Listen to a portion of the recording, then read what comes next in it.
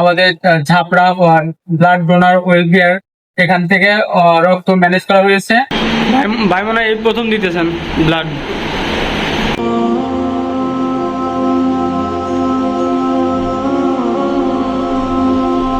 আসসালামু আলাইকুম, কি অবস্থা, কেমন আছেন? আসলে রক্তদান হলো একটা মহৎ কাজ। আর এই ছোট্টখাটো মহৎ কাজের জন্য, মহৎ কাজ দ্বারাই আপনি কিন্তু পরকালে ভালো একটা ফয়সালা পেতে পারেন।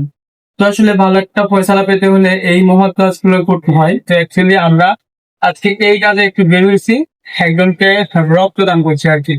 আমাদের ঝাপড়া ব্লাড ডোনার ওয়েলফেয়ার এখান থেকে রক্ত ম্যানেজ করা হয়েছে।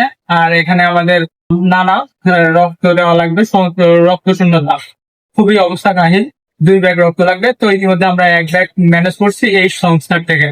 তো আমরা চাই, আমরা না শুধু আপনারা সবাই মিলে এইগুলো ভালো একটা কাজ করেন, এতে আপনার ভালো ফয়সলা হবে পরকালে।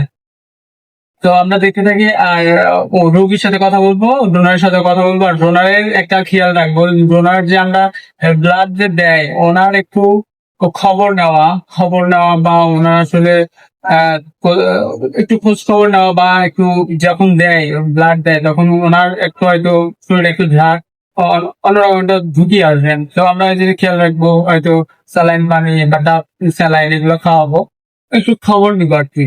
সবকিছু মিলে আমরা রক্ত যারা দেয় তারা কিন্তু অনেক অবহেলিত হয়, কারণ খোঁজ খবর নেয় না, সবকিছু মিলে অবহেলিত। তো আমরা যেন সেটা না হয় সেদিকে খেয়াল রাখবো আর এইসব ভালো কাজ করবো।